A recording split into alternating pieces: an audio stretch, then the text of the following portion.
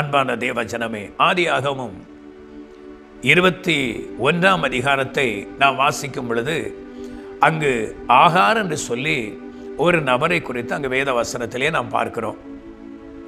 இந்த ஆகாரை குறித்து எகிப்திலே உள்ள பெண் என்று சொல்லி வேதாகமத்திலே நாம் பார்க்கிறோம். ஆதியாகமம் 16ஆம் அதிகாரத்திலே பார்க்கிறோம். இங்கு ஆதியாகமம் 21ஆம் அதிகாரத்திலே பார்க்கும் பொழுது ஆகாருடைய வாழ்க்கையிலே ஒரு வனாந்தர பாதை நேரிட்டது. இந்த வனாந்தர பாதை இந்த சூழ்நிலையில் அவர்களுக்கு வர வேண்டிய அவசியம் இல்லை.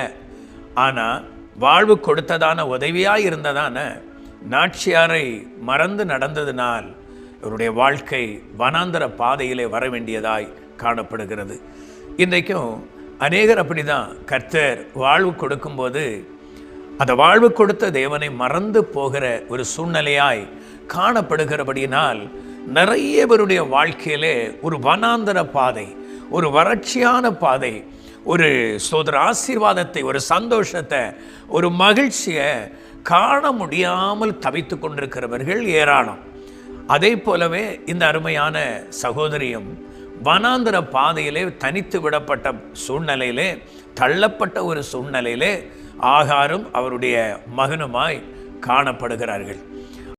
ஃபுல் வீடியோவை பார்க்க ஹேண்டில் கீழே இருக்கிற ப்ளே பட்டனை கிளிக் பண்ணுங்கள்.